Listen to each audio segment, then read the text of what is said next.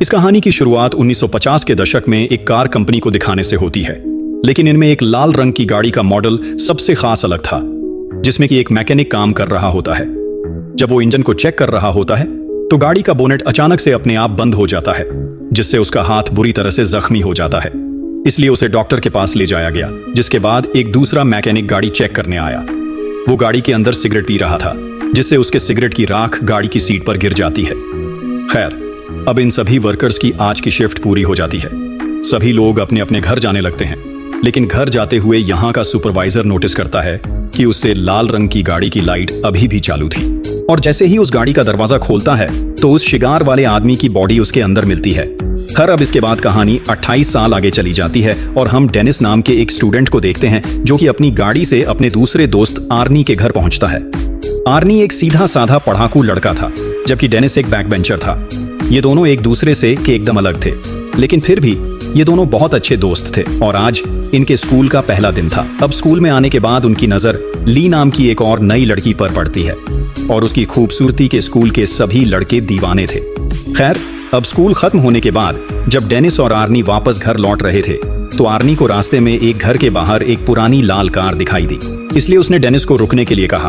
और जब वो पास जाकर देखते हैं तो वो लाल रंग की एक पुरानी क्लासिक कार थे, और ये वही कार थी जिसे हमने मूवी की शुरुआत में देखा था। लेकिन अब सालों बाद इसकी हालत काफी बुरी हो चुकी थी। लेकिन आर्नी को इस सब से कोई फर्क नहीं पड़ा, उसे यह गाड़ी बहुत पसंद आ जाती है। तभी इस गाड़ी का मालिक जॉर्ज यहाँ आता है।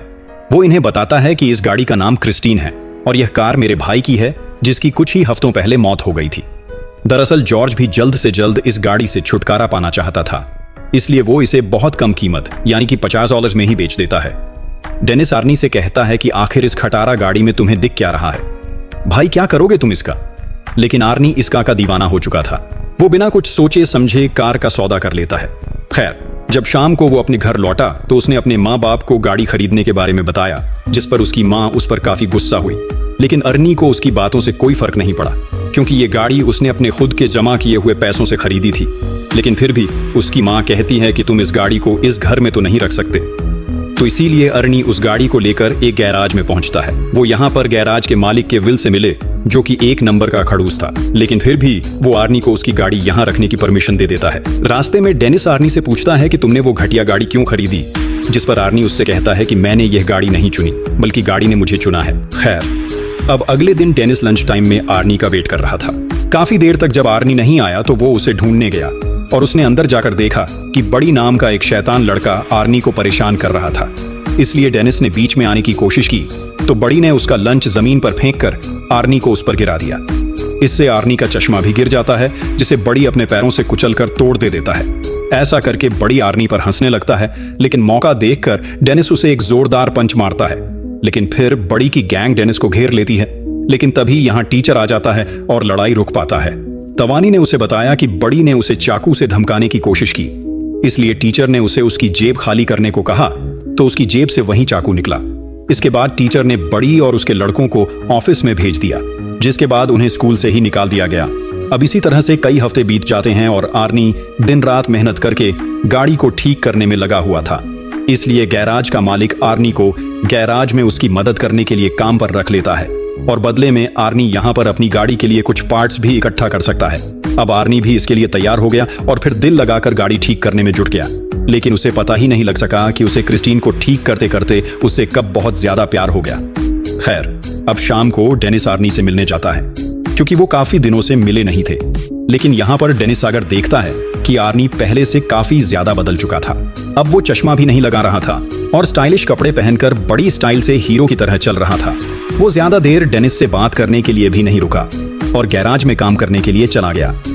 हालांकि उसकी माँ ने उसे रोकने की कोशिश की, लेकिन आर्नी इन्हें इग्नोर करके चला गया। फिर उसकी माँ ने डेनिस से कहा कि वो आर्नी और उसकी उस नई गाड़ी की वजह से काफी परेशान है, क्योंकि हमें पता लगा था कि गाड़ी के पिछले मालिक की गाड़ी के अंदर ही दम घुटने की वजह से जान चली गई थी।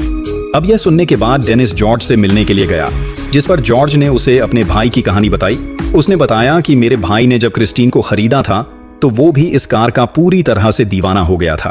इसी गाड़ी में उसकी बेटी और वाइफ ने भी जान गंवाई थी, और फिर मेरे भाई की जान जाने के बाद ना जाने कैसे यह गाड़ी खुद ब खुदा है। और रात को वो उस गैराज में उस गाड़ी को देखने पहुंचा।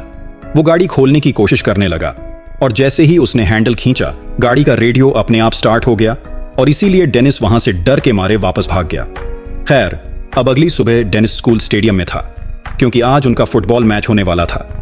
डेनिस अभी यहाँ खेल के लिए तैयार हो रहा था कि तभी उसने यहाँ आर्नी को आते हुए देखा। उसकी गाड़ी एकदम बढ़िया नई जैसी लग रही थी, जिसे देखकर बड़ी और उसके दोस्त भी हैरान हो गए। उसके साथ वो लड़की ली भी गाड़ी से बाहर आई और उसने सबके सामने उसे चूम लिया। ये देखकर डेनिस को थोड़ा गुस्सा आया और खेल से उसका थोड़ा ध्यान भी भटक गया, जिसका फायदा उठाकर ओपोनेंट प्लेयर ने उसे धक्का देकर उससे बॉल छीन ली। इस धक्के से डेनिस को इतनी चोट आई कि वह तुरंत ही बेहोश हो गया और उसे काफी गहरी चोटें भी आईं। इस घटना के काफी दिनों बाद जब डेनिस की आंख खुली तो उसने देखा वो हॉस्पिटल में था और उसके गले और टंग पर प्लास्टर भी लगा हुआ था। यहाँ पर आर्नी भी उससे मिलने आया हुआ था। डेनिस ने नोटिस किया कि उसका दोस्त तो काफी तेजी से बदल रहा है। जहाँ 1 महीने पहले वो एक डरपोक सा लड़का हुआ करता था जो सभी की बात सुनता था। खैर, अब जल्दी ही आर्नी उसे बाएं बोलकर यहाँ से निकल गया। खैर, अब रात में आर्नी ली के साथ फिल्म देखने गया और इसके बाद वो गाड़ी में ही एक दूसरे को किस करने लगे। और जैसे ही प्रोग्राम आगे बढ़ा कि ली गाड़ी से उतरकर बाहर आ गई। अब आर्नी उतरकर उसके पीछे गया तो ली उससे कहने लगी कि तुम मुझसे ज्यादा तो इस गाड़ी से प्यार करते हो। आर्नी को उसकी बातें काफी अजीब लग रही थी, लेकिन फिर भी उसने जैसे तय से उसे मनाकर फिर से ली को गाड़ी में बैठा लिया।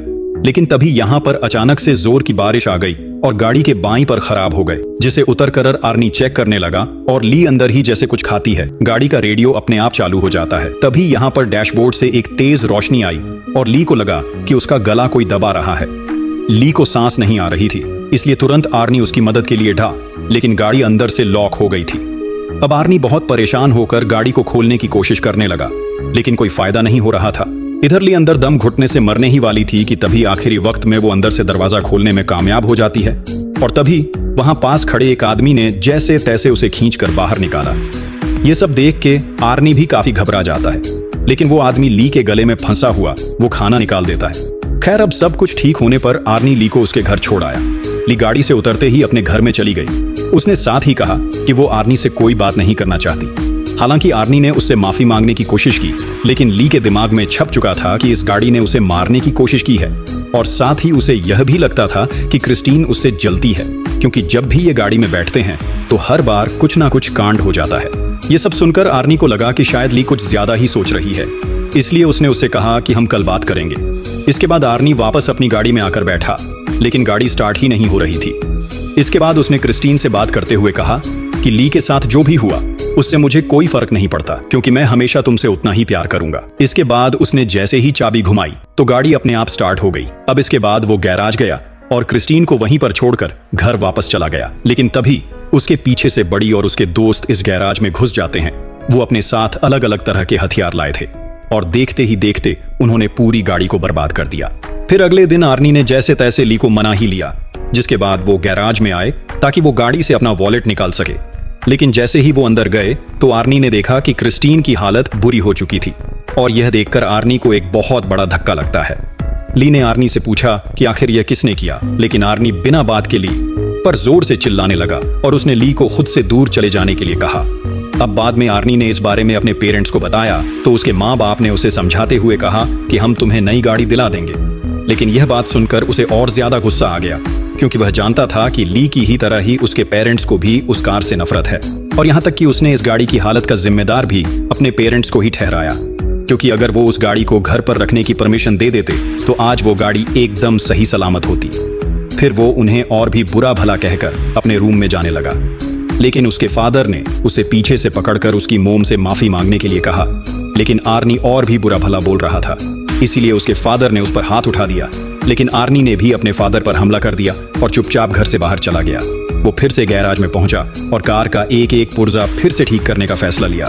लेकिन अब जो उसने यहाँ आकर देखा, उसके पैरों तले से मानो जमीन ही खिसक गई हो। वो गाड़ी अपने आप से ही ठीक होने लग रही थी। अब गाड़ी आर्नी पर हावी हो चुकी थी और आर्नी ने खुश होकर गाड़ी से पूछा कि तुम क्या क्या कर सकती हो। गाड़ी ने कुछ ही लम्हों में खुद को ठीक करके पहले जैसा बना लिया। खैर, अब इसके बाद हम रात में मूची नाम के एक लड़के को देखते हैं, जो कि बड़ी का साथी गुंडा था। वो सड़क के बीच खड़े होकर एक ट्रक को लूट रहा था। तभी उसे दूर से गाड़ी की इंजन के स्टार्ट होने की आवाज सुनाई दी। जब उसने पास जाकर देखा तो पाया कि ये तो क्रिस्टीन थी, जो कि एकदम नहीं होकर उसके सामने आकर खड़ी हो गई थी। उसे लगा कि आर्नी गाड़ी में ही होगा और उसे पता लग गया है कि मैंने भी बड़ी के साथ मिलकर इसकी गाड़ी को तहस नहस किया था। इसलिए वो आर्नी से माफी मांगने लगा। लेकिन तभी गाड़ी की लाइट अपने आप ऑन हुई और वो मच्छी की तरफ बढ़ने लगी। इसलिए मूछी अपनी जान बचाकर यहां से भागने लगा और सड़क के पास वाली गली में जाकर छिप गया। उसे लगा कि शायद गाड़ी ने उसका पीछा छोड़ दिया है, लेकिन दोबारा से क्रिस्टीन उसके पीछे पड़ जाती है। अब मच्छी कूदकर एक पुराने बेयर हाउस में चला गया, लेकिन क्रिस्टीन उसका पीछा नहीं छोड़ रही थी और आखिरकार मूछी एक जगह पर फंस गया जहां क्रिस्टीन ने उसे घेर लिया। अब उसके पास भागने का दूसरा कोई रास्ता नहीं था, इसलिए उसने चाकू निकालकर आर्नी को धमकी दी।